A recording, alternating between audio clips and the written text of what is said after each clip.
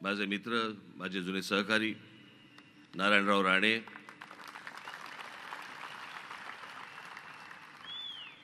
मान्यवर व्यासपीठ आणि माझ्या जमलेल्या सर्व हिंदू बांधवांनो, भगिनींनो आणि मातांनो,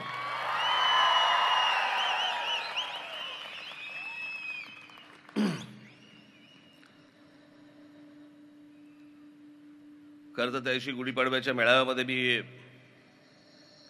पाठिंबा जेव्हा जाहीर केला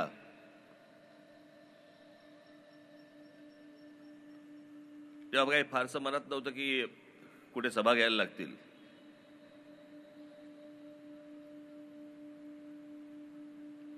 पण नारायणरावांचा फोन आल्यानंतर मी त्यांना नाही म्हणू शकत नाही.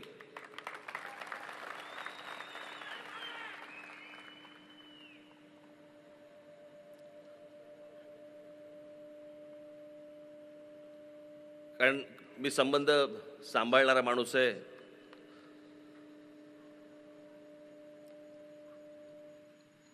खरं तर नारायणरावांना या प्रचार सभेची किंवा माझी या मतदारसंघामध्ये आवश्यकताच नाही. ते निवडून आलेलेच आहेत. हे मी तुमच्या टाळ्यांसाठी बोलत नाहीये.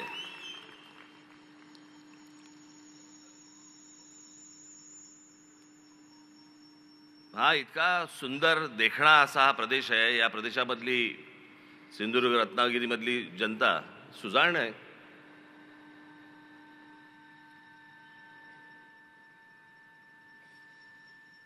साधी गोष्ट बघा, मी सुजाण अशा अर्थाने बोलतोय की महाराष्ट्र राज्याला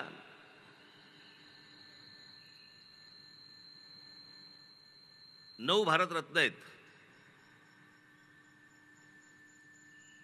त्या 9 भारतरत्नांपैकी तुम्ही जर नीट काढलेत सगळे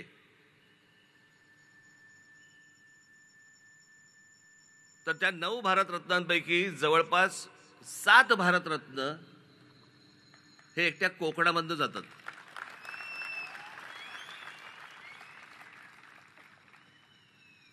पावा काणे असतील, धोंडो केशव कर्वे असतील, विनोबा भावे असतील, सचिन तेंडुलकर असतील, लता मंगेशकर असतील, भीमसेन जोशी असतील, बाबासाहेब आंबेडकर, आमचे बाबासाहेब देखील इथले. त्यांचा जन्म इंदोरचा, पण सगळं काही झालं. आणि त्यातलं सगळ्यात महत्वाचं म्हणजे त्यातले 4 भारतरत्न हे एकट्या दापोलीतले आहेत.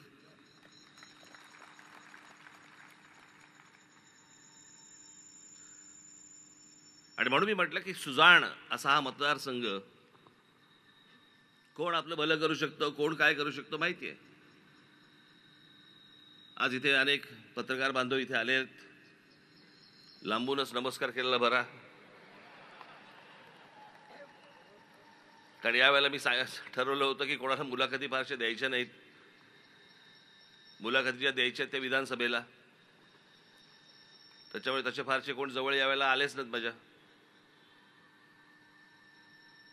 पण पाठिंबा जाहीर केल्यानंतरची ही माझी पहिली जाहीर सभा.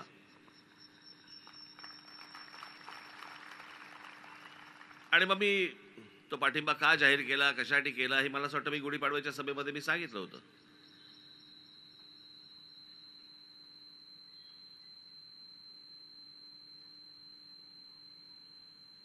मी तुम्हाला एक गोष्ट सांगतो. मी ना सरळ चालणार आहे असा. माझ्या माता भगिनींनी जरा कानात बोटं घालावीत, कारण मध्ये मध्ये आमच्यातले ठाकरे जेनेटिकली प्रॉब्लेम येतो.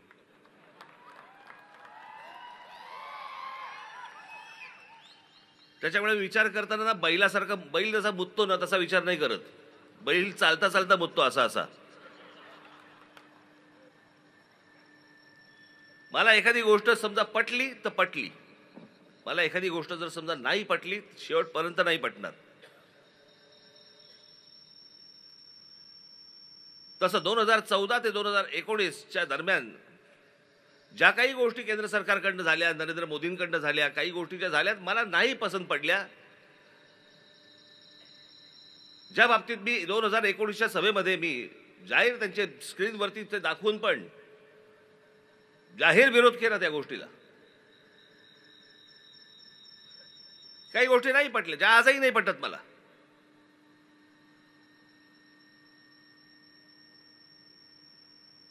आणि मला असं वाटतं या बाबतीत आपण मोकळं असणं गरजेचं आहे की बाबा ही गोष्ट मला तुमची पटलेली नाहीये, या गोष्टी तुमच्या मला पटल्या.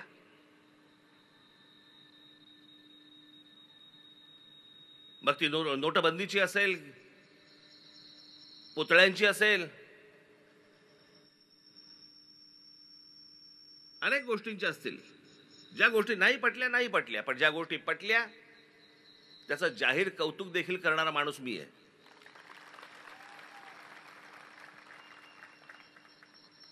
ज्या प्रकारचं 370 कलम काश्मीरमधनं रद्द झालं, किती वर्ष ऐकतोय.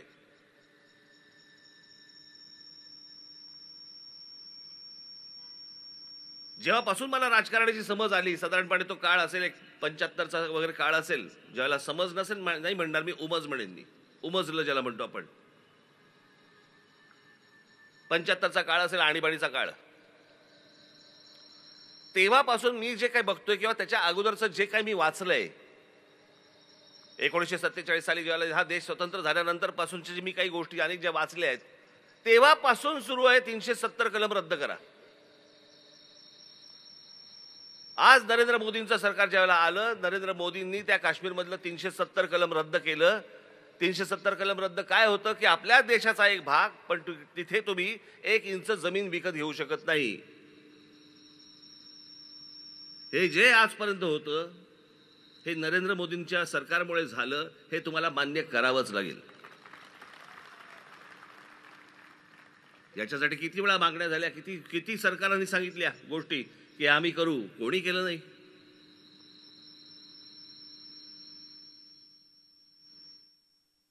ज्यावेळेला बाबरी मशिदीचा विषय ज्यावेळेला आला आणि ज्यावेळेला देशभरातनं अनेक ठिकाणून ज्यावेळेला कारसेवक ज्यावेळेला तिकडे अयोध्येला गेले, त्यावेळेला ही चॅनल्स नव्हती, फक्त दूरदर्शन होतं. पण त्या दूरदर्शनवरती काही स्लॉट दिले जायचे, काही त्यावेळेचे काही चॅनलचे काही रील्स बिल्स असे काही होते, अर्ध्या असे त्याला स्लॉट दिले जायचे, वेळा दिल्या जायच्या.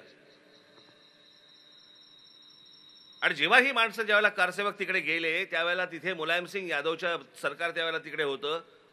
त्या सगळ्या कारसेवकांना, अनेक कारसेवकांना तिकडे गोळ्या घालून ठार मारले आणि त्यांची प्रेतं तिथे त्या शरयू नदीमध्ये फेकून दिली होती. माझ्या डोळ्यासमोर आजही जात नाहीत ती.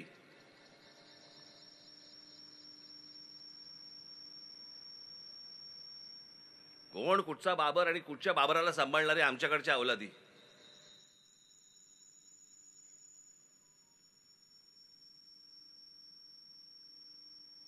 झालं कधी ते?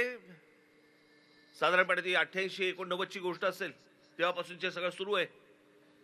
विषय त्याच्याही कदाचित अगोदरचा पासूनचा असेल, पण हे सगळं कारसेवक तिथे जाणं, तिथे ती आंदोलनं होणं, सगळ्या गोष्टी होणं, आणि मग 92 साली त्याचा ढाचा गेला, ती पाडली गेली.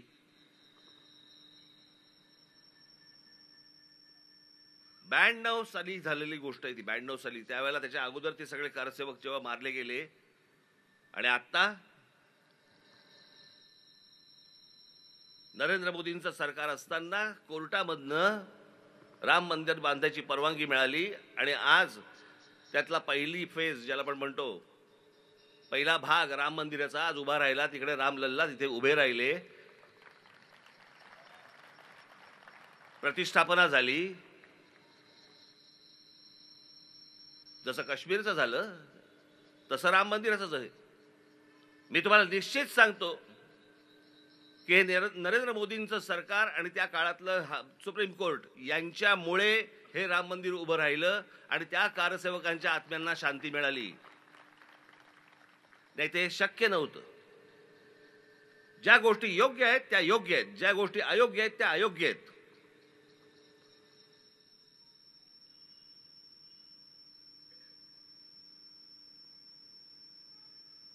मित्राचीही खरपट्टी काढायला आपण मागे पुढे पाहता कामा नये, आणि दुश्मनाची देखील स्तुती करताना मागे पुढे पाहता कामा नये.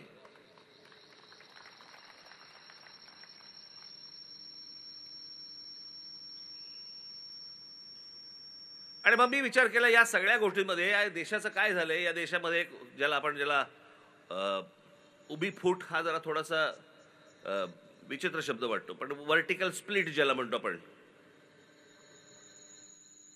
उभी फूटच म्हणता येईल त्याला. एक तर तुम्ही मोदींच्या बाजूने असा किंवा एक तर मोदींच्या विरोधात असा. 2019ला मी जे बोललोय ना, आजचे जे आहेत ना विरोधी पक्ष, यांची हिंमत नाही त्या गोष्टी बोलायची.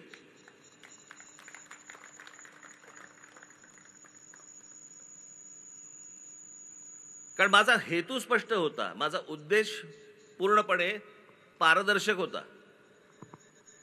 हे आताच्यांसारखं नाहीये माझं. मला मुख्यमंत्रीपद हवं होतं, मला मुख्यमंत्रीपद दिलं नाही. मला ही गोष्ट हवी होती, मला ती गोष्ट दिली नाही म्हणून मी विरोधात. ही नव्हतं तसं.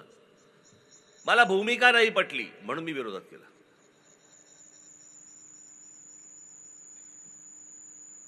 यांच्यासारखं नाही माझं की बदल्यात काहीतरी हवं होतं म्हणून मी विरोध केला. मी नाही विरोध केला त्याच्यासाठी. आणि जर समजा काल उद्धव ठाकरे इकडे येऊन गेले ना, हे तुमचं ज्याला ते 2.5 वर्षाचं जे काही झंगाड होतं ना, 2.5 वर्ष मला द्या, 2.5 वर्ष तुम्हाला घ्या.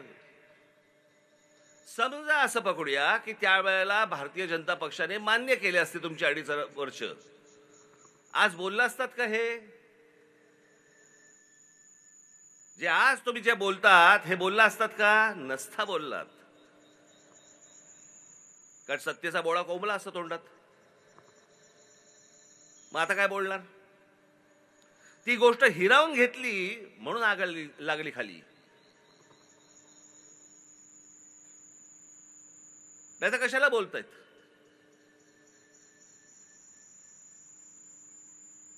काल इकडे येऊन त्यांनी सांगितलं की म्हणे काय कोकणामधले उद्योगधंदे हे गुजरातला जात आहेत. वा रे वा. 2014 ते 2019 त्यांच्याबरोबर सत्तेत बसला होतात तुम्ही. 2019 ते आता किती, 2020-22 ते काय जे असेल ते काय 23, तेव्हा तुम्ही मुख्यमंत्री होतात. म्हणजे या महाराष्ट्रामधल्या गेल्या 10 वर्षातली 7.5 वर्ष उद्धव ठाकरे सत्तेमध्ये होते. का गेले उद्योगधंदे बाहेर? का नाही विरोध केला तुम्ही? उद्योगधंदा आला की यांचा खासदार विरोध करणार, आमदार पाठिंबा देणार.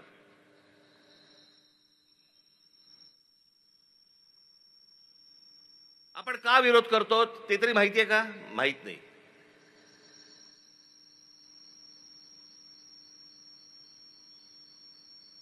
जैतापूरचा अणुऊर्जा प्रकल्प कोकणाचा नाश होईल. तिथे जर समजा स्फोट झाला तर काय होईल हे चालन तुमच्या समोर. मी बरोबर बोलतोय? बरोबर ना? त्याचा स्फोट झाला तर काय होईल? मी एक यादी वाचून दाखवतो.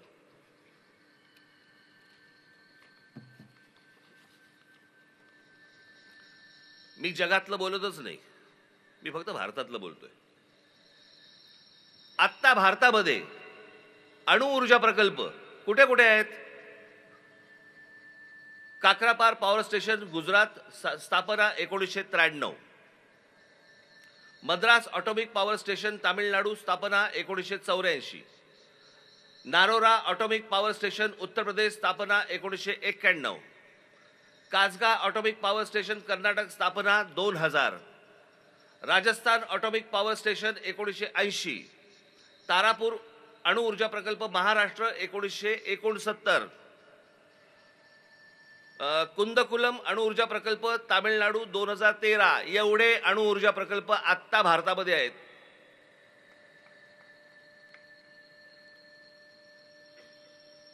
आणि सगळ्यात महत्वाचा की उद्या जर स्फोट झाला तर किती माणसं कोकणामध्ये मरतील यांची चिंता वाढणाऱ्यांना हे माहित नाही का की भाभा ऑटोमिक रिसर्च सेंटर हे मुंबईत आहे.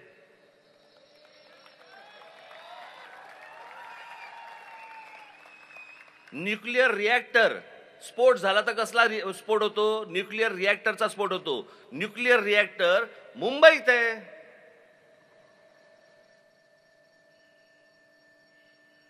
तिथे कधी मला आठवत नाही की बाबा ऑटोमिक रिसर्च सेंटर दूर लोटा. इथून काढून टाका असं कधी बोललेलं मला आठवत नाही. पण कोकणामध्ये प्रकल्प येऊ द्यायचा नाही. मग पुढचा कुठचा आता आला तो विरोध झाला तो नाणार. नाणार मग यांचा खासदार जाणार नाणारला विरोध करणार आणि मग लोकांना भडकवणार बागायती शेती जाते बिते वगैरे वगैरे. माझं असं म्हणणे हे सगळं नंतर.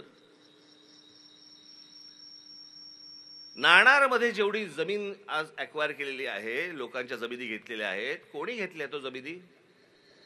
कसा रिकामा झाला? आणि नाणार तिकडे होणार, तिथे जमीन आली कुठून?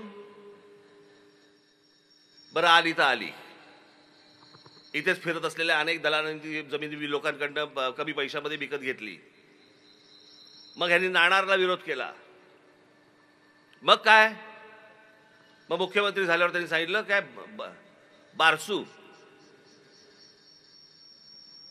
प्रकल्पाचं नवीन नाव ठेवायचं असेल तर बारसू करावं लागतं.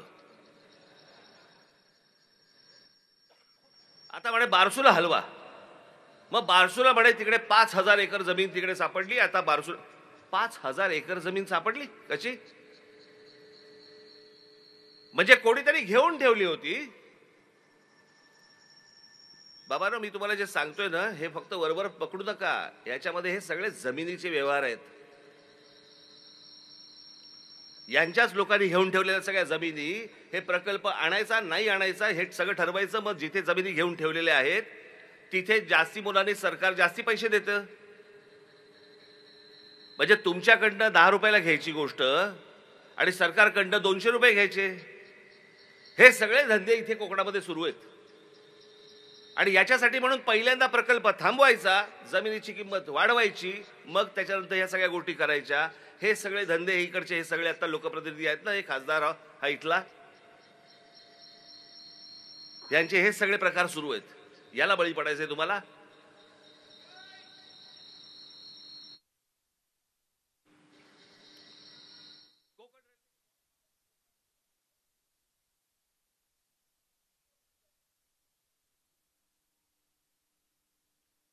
तेव्हा असले हे दलाल वगैरे फिरत नव्हते इथे कोकणामध्ये, म्हणून पटकन झाली कोकण रेल्वे. या कोकणामध्ये चांगले उद्योग यावेत, प्रदूषण मुक्त प्रकल्प यावेत. खरंच प्रत्येकाची इच्छा आहे. हे बाजूचा गोवा बघा,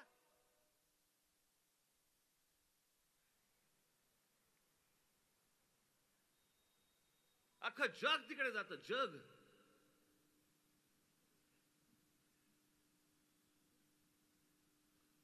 पण गोव्यासारख्या बीच वरती जर समजा ते चित्र दृश्य दिसतं आपल्याला, ते जर आमच्या कोकणाच्या किनाऱ्यावरती दिसलं, 2020 एवढी गर्दी होईल.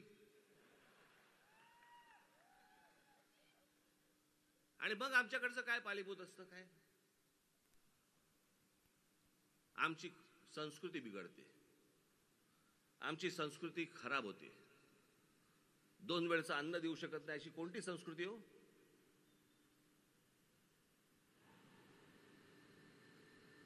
इकडची संस्कृती खराब, इकडची संस्कृती मोठी. मग गोवा आणि केरळा तुमचं असंस्कृत आहेत लोक.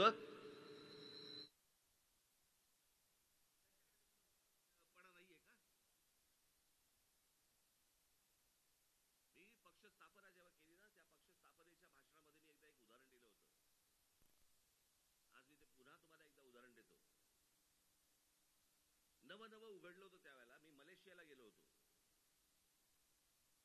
आणि मलेशियाला गेलो असताना तिकडे एक जेंटिंग हायलँड नावाची एक जागा आहे. आता अनेक लोक गेली असतील.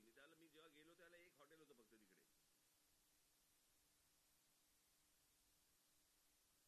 म्हणजे साधारणपणे किती अंतर असेल पकडूया आपण, मुंबई ते माथेरान एवढं अंतर आहे.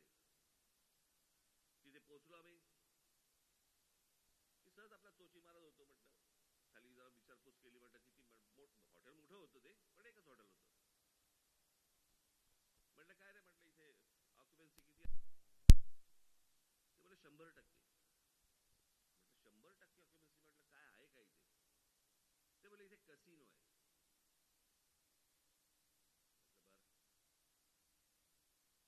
संध्याकाळी मी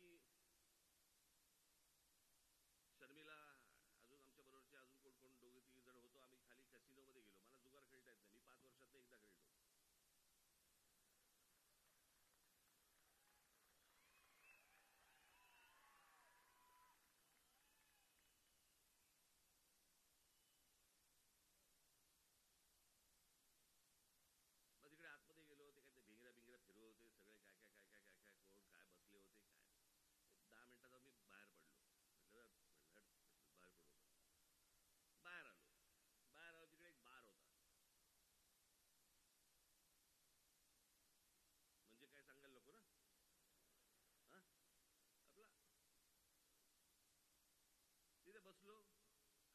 सहज असं वरती लक्ष गेलं,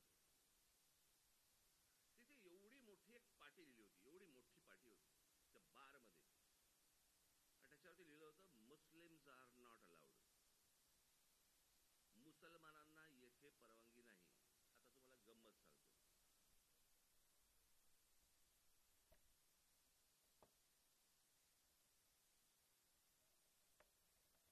हिंदूंचा देश आहे म्हणून आपण मान्य करतो, बरोबर आहे, असं बोलतो आपण. आपल्याकडच्या एखाद्या रेस्टॉरंटमध्ये, एखाद्या बारमध्ये जर समजा अशी पाटी लावली असेल की या इथे बारमध्ये हिंदूंना परवानगी नाही, काय कराल तुम्ही?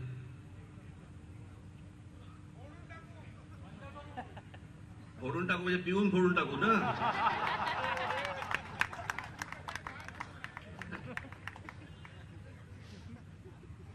पण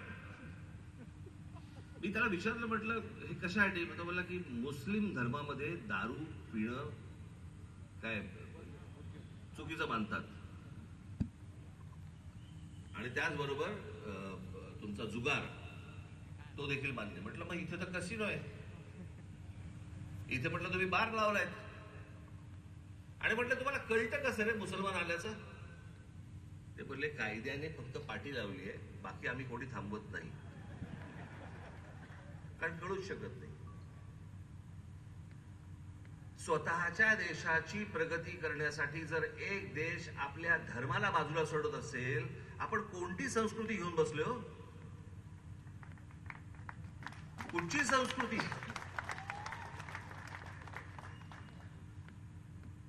आणि मग आपला जो काय बाणा म्हणू आपण की बाय इथे आम्ही या गोष्टी होऊ देणार नाही, आम्ही ही गोष्ट होऊ देणार नाही, आम्ही ती गोष्ट होऊ देणार नाही, बाकीची राज्य पुढे चालली आहेत.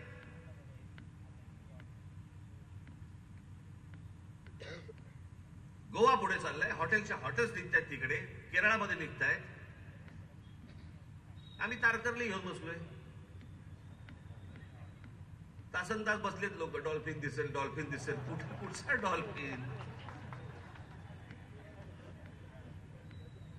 ते ह्याला जातात नाही का, ते जंगलात देतात ना वाघ दाखवायला,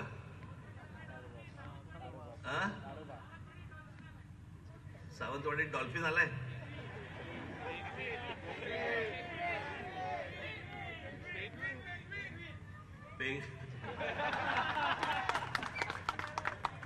तर मला तुम्हाला सांगण्याचा उद्देश असा की या सगळ्या बाजूने इतका सुंदर प्रदेश मी तुम्हाला सांगतो, म्हणजे आपल्या कोकणामधला हा संपूर्ण प्रदेश आपला जो आहे ना, त्याला जैवविविधता म्हणतात त्याला.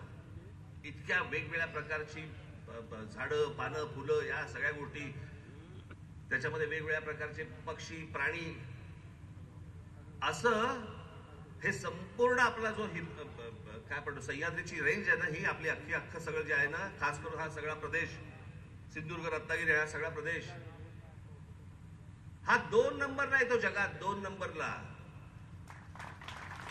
अमेझॉनच्या जंगलानंतर हा प्रदेश येतो. आणि या प्रदेशाचं आम्ही काय करतो? काही नाही. पावसाळ्याच्या दिवसामध्ये इथे फक्त लोक येतात, गाड्या लावतात, धबधब्याखाली उभे राहतात. हा इतका सुंदर प्रदेश व्हायला पाहिजे, याच्यामध्ये इतक्या प्रकारच्या गोष्टी यायला पाहिजेत. खरं तर बाकीचे कारखाने सोडून, नारायणराव, माझी तर इच्छा फक्त हॉटेल्स आणा इथे, आणि इंग्लिश स्पीकिंग कोचिंग क्लासेस आणा.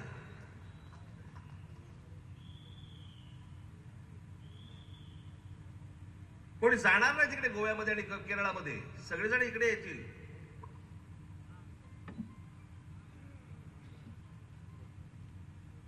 जेवढा वेळ मिळाला, मला अजूनही आठवतंय नारायणरावांचा 6 महिने मिळाले होते मुख्यमंत्री पदाचे.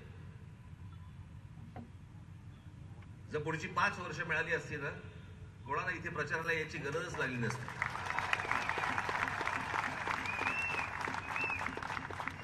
झपाटल्यासारखं काम करणं आणि कामाचा सपाटा लावणं हे काय असतं ना, हे नारायणरावांकडे बघून तुम्हाला कळेल.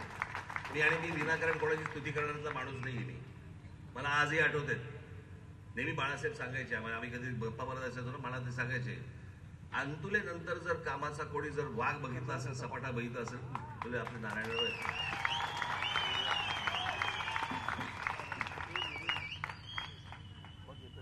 आणि एखादा विषय समजून घेणं, समजल्यानंतर तो मांडणं, हे तुम्ही असं नका पकडू. त्यांनी 4 गोष्टी माझ्याबद्दल चांगल्या बोलल्या म्हणून मी आता त्यांच्याबद्दल चांगल्या गोष्टी बोलतोय. मी खरंच सांगतोय, मला ज्यावेळेला ते मुख्यमंत्री झाले त्यावेळेला मला खरंच प्रश्न पडला होता की हे कसं करणार, ते मुख्यमंत्रीपद सांभाळू शकतील का. तो जो मुख्यमंत्री पदाचा म्हणून जो आवाका जो असतो, ही गोष्ट हे कशी सांभाळणार, काय सांभाळणार, खरंच प्रश्न होता. पण त्यांनी ज्या प्रकारचं मुख्यमंत्री पद त्यांनी जे हाताळलं किंवा हाकलं म्हणूया, हे भल्या भल्यानं नाही जमले. मी तुम्हाला एक उत्तम उदाहरण म्हणून मी तुम्हाला सांगतो, उत्तम उदाहरण. माझ्याबरोबर इथं आमचे अनिल शिदोरे आले असतील, कुठे आलेत का, कुठे खाली आहेत. नारायणराव तुम्ही कदाचित विसरून गेला असाल ही गोष्ट. हे आमचे अनिल शिदोरे एके दिवशी आपले मोठी संस्था, आपले अभयभंग माहिती आहेत ना तुम्हाला, सामाजिक संस्था त्यांचे अभयभंग, या अभयभंगांना घेऊन हे आमचे अनिल शिदोरे एके दिवशी नारायणराव मुख्यमंत्री असताना त्यांच्याकडे गेले. सभागृह चालू होतं आणि बालमृत्यू, कुपोषण या विषयामध्ये अभयभंग त्यांना भेटायला गेले. त्याला हे आमचे अनिल शिदोरे बरोबर होते. ते आलेत, अभयभंग आलेत म्हटल्यानंतर नारायणराव आतून बाहेर आले. पटकन त्यांना म्हणले की 5 मिनिटं द्या, मी बाकीच्यांचं आवरतो, तोपर्यंत जर तुम्ही इथे बसा. झालं. त्याच्यानंतर ते बसले आणि नारायणरावांनी त्यांचं ऐकायला सुरुवात केली. बालमृत्यू, कुपोषित बालक हा विषय अभयभंग नारायणरावांना समजून सांगत होते. नारायणराव ऐकत होते. विरोधी पक्ष असतो ना, विरोधी पक्ष असतो नेते असताना. दुसऱ्या दिवशी नारायणरावांनी सभागृहामध्ये जाऊन जे भाषण केलं, तो जो विषय ज्या प्रकारचा मांडला, यांना शिदोरेंना अभयभंगाने सांगितलं की म्हणे मी ते भाषण ऐकताना मला असं वाटलं की हे आपल्या संस्थेचे सभासद आहेत की काय. मी 15 मिनिटं त्यांच्याशी बोललो, पण त्यांनी दीड तासाचं तिथे सभागृहामध्ये चिडीत चूप, सभागृह अख्खा चिडीत चूप.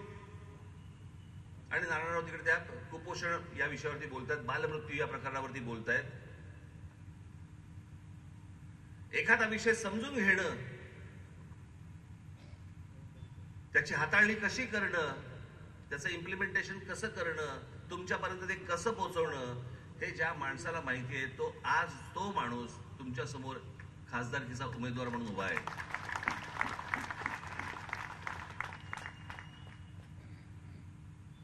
माझी सिंधुदुर्ग आणि रत्नागिरीच्या माझ्या सर्व माता भगिनींना माझी विनंती आहे, हात जोडून विनंती आहे, त्यांना निवडून द्या, ही तर विनंती आहे. पण तुम्हाला एक प्रश्न पण आहे. नुसताच बाकड्यावर जाऊन बसणारा खासदार पाहिजे का केंद्रामध्ये मंत्री होऊन कोकणाचा विकास करणारा तुम्हाला उमेदवार पाहिजे?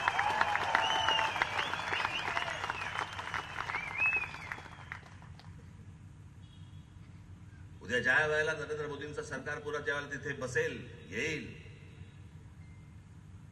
त्यावेळेला त्या केंद्रीय मंत्रिमंडळामध्ये आमचे नारायणराव राणे पुन्हा एकदा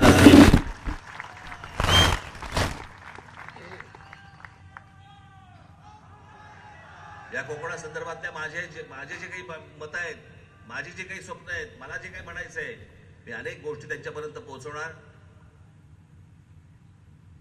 आणि त्यांच्याकडे गेल्यानंतर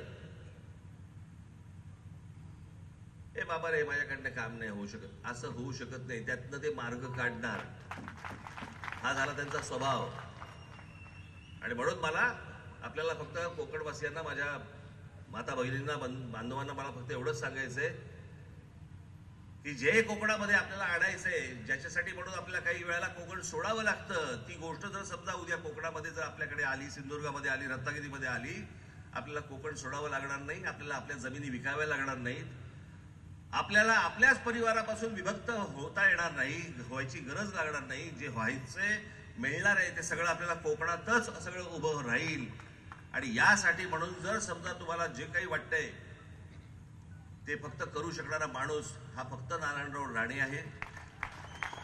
येत्या 7 तारखेला आपण नारायणरावांना प्रचंड प्रचंड प्रचंड मताने आपण त्यांना विजयी करावं अशी एक आशा अपेक्षा बाळगतो आणि आपण सर्वांची मी रजा घेतो. धन्यवाद. जय हिंद, जय महाराष्ट्र.